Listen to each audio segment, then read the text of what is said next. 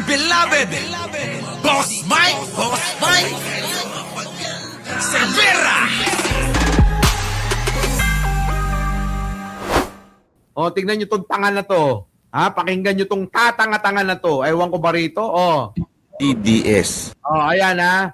Pakinggan nyo tong tatanga-tanga na to.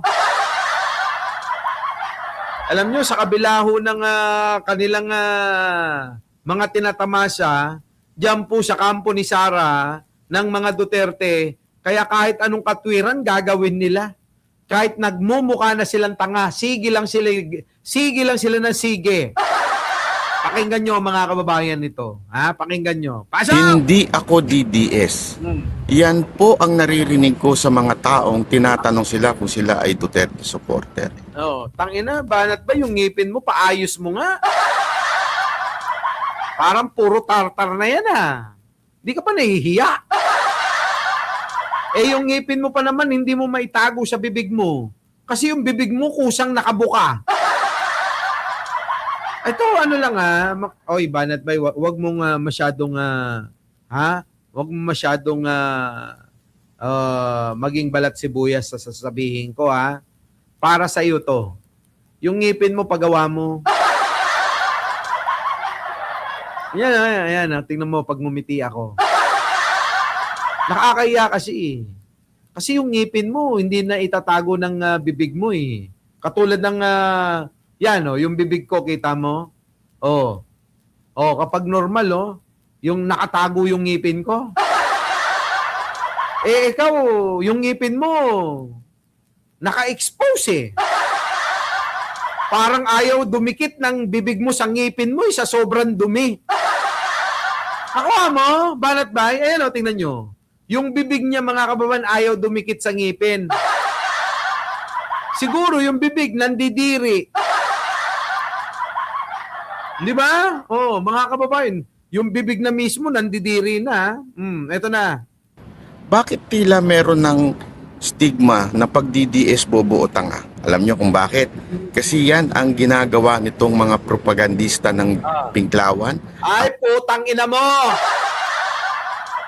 Ginagawang propaganda ng mga propagandista namin? Mga wag nga ako banat baya, kung meron man na gumagawa ng propaganda ng ganyan kayo. Anong ginagawa nyo kay Pangulo? Pinipilit nyo na tawaging bangag adik, mga gago. Diba yan ang ginagawa nyo, propagandista? Kayo yun. Kami, ang sagot namin sa ginagawa nyo kay Pangulo, katangahan, kabubuhan, yun. Adik kayo ng adik, bangag kayo ng bangag, wala naman kayo napapatutuhanan, meron kayong inilabas na ebidensya, peke pa yan. AI video nilabas nyo? Diba? Sino ngayon ang tangat bobo na tinatawag nyo pa rin na tanga tinatawag nyo pa rin na adik bangag si Pangulo samantalang wala naman kayong patunay, mga tanga kayo. Tama? Tapos ngayon, dahil giging katawagan na stigma na sa mga DDS, yung pagiging tanga, bobo at mangmang, nagre-reklamo kayo ngayon. Nagre-reklamo na kayo mga putang ina nyo. Totoo naman Kapag ka DDS ka, bobo, tanga, mangmang. Sige nga, magbigay nga kayo kahit isa. Magbigay nga kayo ng kahit isang DDS na hindi tanga, hindi bobo at hindi mangmang. Sige. Pangalanan nyo na. Meron ba? Sige, banggitin nyo. Putang ina, yung ina-idol nila si Sara. Napakabobo. Ultimo, pag computer, hindi marunong. Ano tawag nyo ron? Vice Presidente ka? Gusto mong maging presidente? Hindi ka marunong mag-laptop? Hindi ka marunong mag-computer? Gago ka. Diba? Diba? Si Respicio, nako! Sandamukal na kagaguhan at kabubuhan ng hayop yun. Respisyo, sino? Wala ni isa. Kaya wag ka na magreklamo, Banat Bay, kung lahat kayo tawag, bobo at tanga. Dahil totoo naman eh. Saan ka nakakita ng ganon? Putang ina, bobo. Bobo talaga kayo. Baliw pa si Sara. Ikaw, tangina mo, Sara, mayroon ka pang pa-death threat sa amin, ha? Oh, bakit? Hindi mo kinakaya yung mga banat namin? Bakit, Sara Duterte? Baliw ka naman talaga. Oh, hindi ba baliw yung kung ano-ano sinasabi mong hayop ka? Kapag ka sinabi naming siraulo ka, siraulo ka. Pag sinabing bobo ka, bobo ka. Diba? O ngayon, Banat Bay, makinig ka sa akin, ha? Isa ka pa. Oh, bakit ka nagrereklamo ngayon na kayo naman ang nag-umpisa netong gulo na to? Sabi ko nga mga kababayan, walang mga BBM vloggers kung walang mga DDS vloggers na katulad ni Banat Bay. Bakit? Tahimik ang buhay. Kung walang bumabatikos na katulad nito, kung walang bumabatikos kay Pangulo na kung ano-ano sinasabi, na binababoy nila ang presidente noon-noon pa, wala kami, wala ako. Wala si Direk Freddy. Wala. Malamang yan eh, galit pa rin kay Tulpo.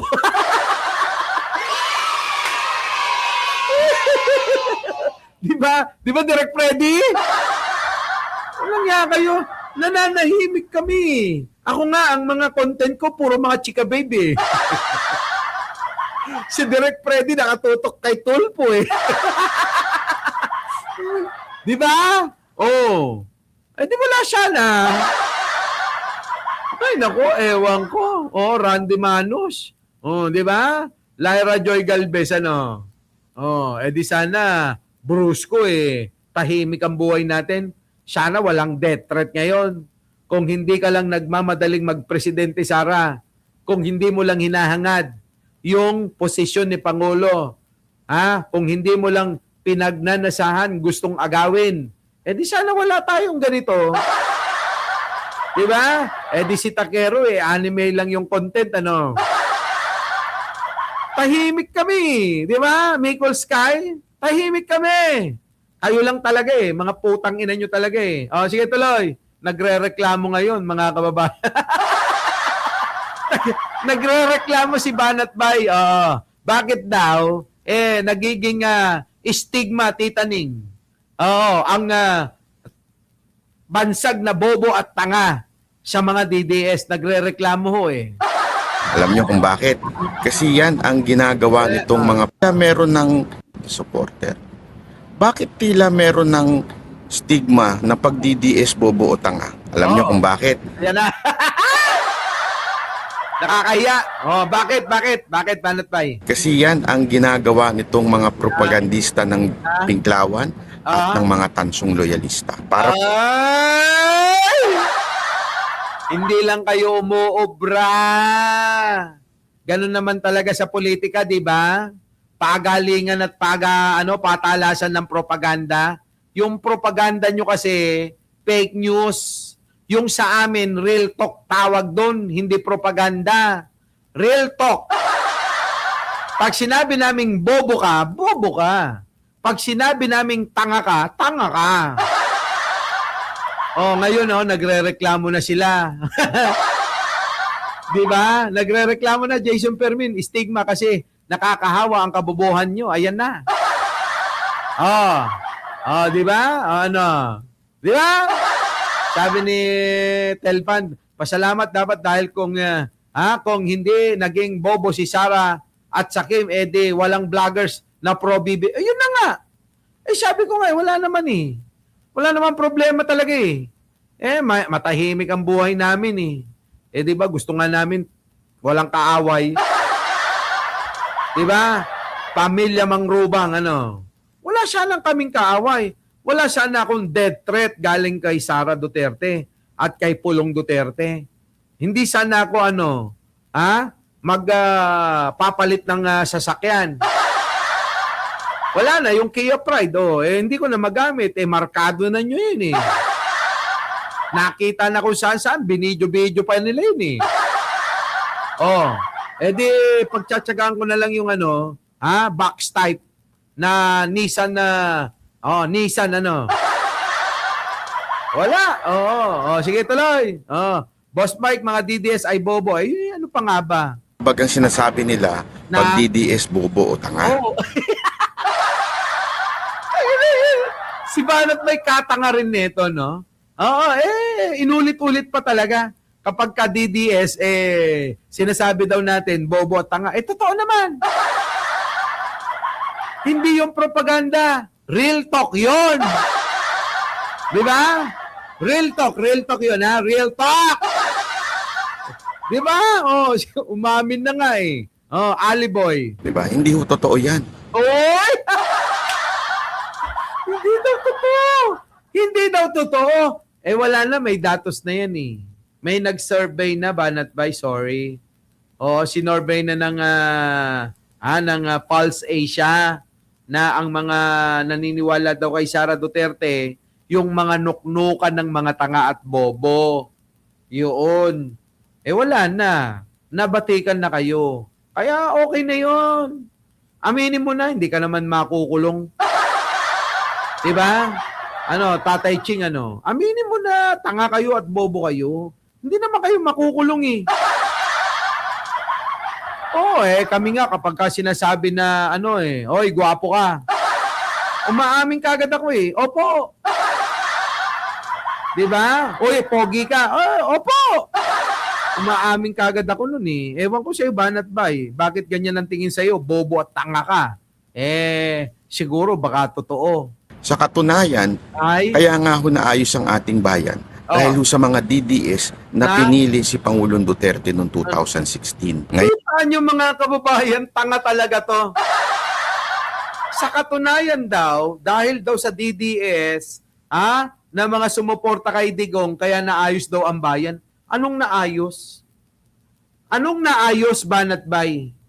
Sa lahat ng pinangako ni Digong, wala ni isa ang nangyari.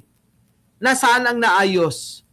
Di ba mga kababayan, pinipilit nila kasi na itanim sa ating mga matitino, na itanim sa ating mga matatalino, malalawak ang pangunawa, na si Digong daw ang nag-ayos ng Pilipinas. Ikaw, Teresita Tan, ano ang naayos? Droga? Ang dami ng pinatay, nandiyan pa rin ang droga. Siya mismo ang umamin, si Digong. Hindi ko kaya ang sugpuin pala talaga ang droga. Sabi ni Digong yan nung matapos na yung termino niya. Kahit bigyan nyo pa ako ng 20 years, hindi ko kaya yan. Ano sabi ni Digong? Humanap kayo ng Marcos. Yun yung banat ni Digong nun eh. Hindi kaya, walang naayos si Digong, Banat Bay. Wag ka nga, ang bobobo nyo talaga. Ang tatangan nyo talaga. Kaya nababatikan kayo ng tanga eh. Nababatikan kayo ng bobo kasi yung mga pangangatwiran nyo, kakatwiran kayo. Kung walang DDS na sumuporta kay Digong, wala sanang naayos. Naayos na Naayos sa bansa. Alin ang inayos? Hindi ko makita. 6 na taon, mga kababayan. Ano inayos ni Digong? Yung mga pera, kinikback nila. Kung saan-saan tinatago ng mga putang ina. Tama? Tuloy. yun, tanong nung iba. So, ibig bang sabihin ikaw ay panatiko na? Hindi. Ibig sabihin lang ng DDS, ikaw ay sumusuporta sa mga Duterte. Tigil-tigilan mo na nga yan. Tigil-tigilan mo na. Ikaw, pagka daw ikaw ay diehard daw, kapag ka ikaw ay DDS, hindi daw. Ang ibig sabihin lang daw nun, ay ikaw ay sumusuporta, tanga. Anong hindi diehard sa mga Duterte? Kaya nga DDS, di ba? Ano meaning? Duterte diehard supporter, bobo. Tapos sasabihin mo na, hindi naman ibig sabihin pag DDS ka diehard ka kundi sumusuporta ka lang kay Duterte. Tanga talaga mga kababayan, kaya napakabobo ng hayop na to eh. Sa totoo lang, napakabobo. Lalo na yung kanilang brand of leadership. Sa katunayan, di ba, ang ganda nga ng sinabi ni Libiste? Ano sabi niya? Yung Ano tinanong sabi? siya kung DDS siya. Ah. Proud niya sinabing oo. Syempre. Magiging proud yun parang ikaw. Bakit? Kumita ka ba naman ng 30 billion kay Digong dahil doon sa binigay na prangkisa, mga kababayan? Hindi ka ba hihimod sa puwet ni Digong nun? 30 billion ang kinita ni Libiste. Hindi ba sasabing DDS siya? Kaya nga yung nanay, kita mo, nagpapakatanga na. Ayan yung nanay niya sa Senado. Daig pa niya paro-paro. Siyempre, di ba? Tanga nito. Ang daming ang daming mga tao na pwede mong ihalimbawa, si Libiste pa. Bobo! Di ba? Isipin niyo mga kababayan, si Libiste kumita ng bilyon-bilyon. Ano sasabihin nun? Wala, pangit. Sa panahon ni Duterte, pangit. Ganun ba sasabihin nun? Mga kababayan? Hindi. Yung ang iba dyan nagpapakamatay na eh. Si Respicio nga, handang mamatay, di ba? Handang mamatay para kay Sara Duterte. Narinig mo yon? Ganun din naman kayo, di ba? Magpapakamatay kayo, alang-alang kay Sara Duterte, di ba? Nako! Bakit? Gusto niya yung pamamahala ni Pangulong Duterte, yung ganong klase ng leadership. And we should be proud of it. Hindi! At tingnan nyo, bakit gusto daw niya yung pamamahala ni Digong? Gusto niya yung binigay na project ni Digong. Ito naman si Banat Bay, parang hindi mo naman alam. Kumita si Libiste ng limpak-limpak na salapi. Ikaw na naman magkano bayad siya ni Libiste? Malamang, malamang mga kababayan malaki-laki na naman ang kinita nito. Kaya todo na naman yung po-promote kay Libiste. Tanungin ko nga kayo, sige nga. Sige nga. Meron po ba panahon na mas maganda kesa kay Pangulong Duterte? Panahon Tanga! Utang ina, Banat Bay. Utang ina.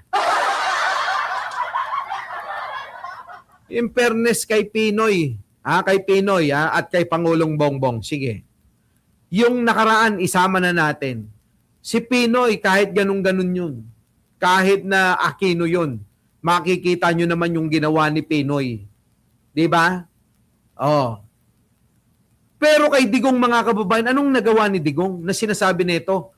Totoo, malayong malayo. Kasi sa panahon ni Digong, puro nakaw-nakaw yun. Puro droga, puro ang kakampi, mga drug lord. Kaya nga kami nagtataka sa inyo Galit kayo sa adik, pero kay Digong na drug lord, abay mahal na mahal nyo. Saan ka naman nakakita ng ganun? Galit sa adik, yung drug lord, mahal na mahal nila. Pinagtatanggol pa ng mga putang ina. Kaya baliw kayo. Ngayon, kay Pangulong Bongbong, nakikita mo ba? Napakaraming pagbabago. Pabahay, kalsada, eskwelahan, ospital, at marami pang iba. Napakarami. Mga dam, na mga patuloy-tuloy pa rin na ginagawa yung iba. Di ba ang dami? Si Digong Allen, puro laway lang yun. Laway-laway lang. Kaya wag mong maikukumpara kay Pinoy sa panahon niya at panahon ni Pangulong Bongbong kung si Digong lang. Kasi si Digong walang ginawa. Puro laway, bunganga. ng dilaw, 2 dilaw na ho ang naging presidente. Maayos ba? Hindi. Tanga. Nasaan ang data mong hayop ka? Baka hindi mo alam kung magkano lang ang naging utang ni Pinoy, ikukumpara mo kay Digong. At nung panahon, kayo ho magpapatotoo. In fairness kahit tayo loyalista, kalimutan na natin at yumao naman na. In fairness ho kay Pinoy, abay, maganda ho ang ekonomiya. At itanong mo sa amo mo, itanong mo kay Alan Peter Cayetano, tanga, na tiger economy tayo, sabi niya. May pahawak-hawak pa ng gloves yun, kulang na lang isuntok niya sa mukha mo. Di ba, mga kababayan ko? Totoo. Ay ba, mga kababayan hanapin nga natin yung putang inang yun. Oo, grabe, mga kababayan yun, Yun na banat ni Cayetano na yon, di ba? Tapos mga kababayan ngayon ipinipilit na ang maganda daw ho, mga kababayan, yung panahon ni Digong wala nga tayong naramdaman. Nung panahon ni Pinoy, maraming yumaman. Tandaan nyo. Isa na yung kaibigan ko na ang pangalan Mike Cervera. Bakit? Kasi maganda yung ekonomiya. Nung pumasok na ho, itong putang inang si Digong, nagka-leche-leche na. Bakit ba yun? Noy, 6.6% GDP. Ang bagong tiger ng ekonomiya sa buong mundo. Noy Aquino, hebat!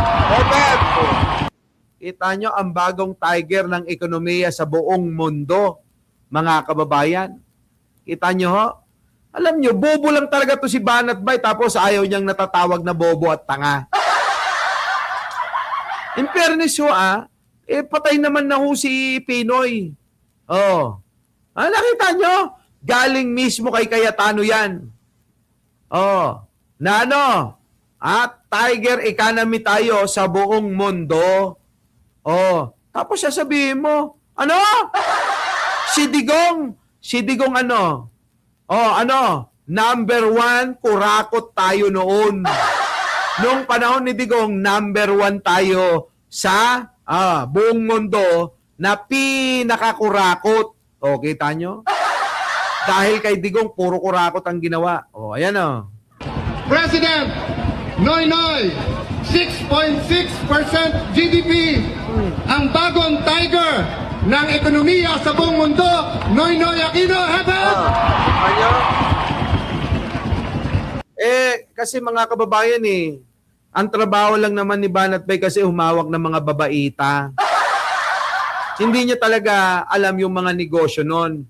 Siguro, dahil ngayon kahit na wala na mga babaeng hawak, marami namang nagbabayad, kaya hindi niya ramdam. Kasi kaming mga talagang nasa negosyo, tayo, siguro kayo rin, tayong mga nasa negosyo nun, ramdam natin na ibang-iba talaga. Masagana ang mga negosyo nung panahon ni Pinoy. Aminin natin yan! Nababoy nung panahon ni Digong. Pagpasok lang ni Digong, mga kababayan, ang bigat-bigat na ng negosyo. Sa totoo lang, ang bigat-bigat na ng negosyo, panahon ni Digong. Di ba? Buti, mga kababayan, nung nawala si Digong at pumalit si Pangulong Bongbong, guminha-ginhawa, mga kababayan Umayos-ayos. Grabe. Maraming bumagsak na negosyo ng panahon ni Digong. Kaya huwag kayo magpapaniwala dyan kay Banat Bay, si Raulo. Kung ano-ano pinagsasabi nito. Malala pa rin ang droga nun, malala rin ang korupsyon nun. Binabraso din ng Senado. Panahon ngayon. Panahon ni Digong, malala ang droga, tanga. At ang masama, yung mga Duterte mismo ang nagpapalaganap ng droga. Huwag nyo ngang linlangin yung tao. Nililinlang nyo yung tao Si Digong ang drug lord ng mga drug lord. Utang ina nyo. Huwag nyo nga niloloko yung mga tao. Para kayong si Robin Padilla Ang reklamo ng Yan, buti nga sa yung hayop ka. Tulad nito. Di ba? Meron nag-boom na negosyo, Boss Mike, puri na. Nung panahon ni Digong, Ito. Pakinggan ninyo. Si Robin Padilla, yari na. Sasampahan na ng reklamo ng PNP, Criminal Investigation and Detection Group o CIDG, si Senator Robin Padilla at iba pang individual. Dahil umano yan sa obstruction of justice nang tulungan nilang makatakas si Senator Bato de la Rosa. Kita nyo? Ayon kay CIDG Director Robert Morico, lumalabas sa investigasyon na hindi lang basta-basta nakisakay si Bato kay Senator Padilla nang umalis sila sa Senado madaling araw ng May 14. Alusot niya lang yun. Wag nga kami, Robin Padilla, tigil mo na yan. Bobo kang hayop ka. Isa raw yung planadong biyahe na maiwasang matiktikan si De La Rosa at makatakas. Kita nyo? Planadong biyahe daw talaga. O, na maiwasang matiktikan si Bato de la Rosa na duwag din ang putang inang kalbo na yan. Meron pa nga raw isa pang sasakyan na binubuntot noon sa kotse ni Padilla na nagsilbing security escort at backup car sa kanilang biyahe. Ang diniin ng CIDG, tuwing may nangingialam sa pag-aresto sa isang criminal offender, pinurupok ang sistema ng katarungan sa bansa at nakokompromiso ang kapayapaan. Hindi niya alintana, hindi niya iniisip, Robin Padilla, senador ka, tanga. Palibasa wala kang silbi sa Senado eh. Puro ka lang papansin. Wala ka namang naitutulong diyan, putang ina, mag-resign ka na. Nang sinabi ni Padilla na nakisakay lang sa kanya si Bato at hindi naman sila tumakas dahil marami namang pulis sa Senado nung mga Kita nyo, mga kababayan? Dahil ang katwiran, marami daw pulis doon. Putang ina nyo, tinakas mo nga eh. Diba? Nakisakay. Gago, alam mo namang pugante. Ano nakisakay yung sinasabi mo? Diba? Bakit nag-resign ka ba? Bigla? Sabi ni Jason Permin, ewan ko, mga kababayan, itong mga putang inan to. Ngayon hinahanap po ngayon, sa bahay ng mga lugar ni Robin Padilla, si Bato. Yan, tingnan nyo, mga kababayan ko. Yan. Nakita nyo yan? Ngayon, ayan, yan, Diba? Hinahanap ngayon, mga kababayan. Nako. Nasa na? Wala. Walang nakita, mga kababayan. Wala. Hindi nakita si Bato. Wala eh. Wala eh. Mga kababayan eh. Ang dami hong mga pinupuntahan na mga bahay na mga pinagtataguan daw ni Bato. Josephine Paramil, hindi. Replay tayo.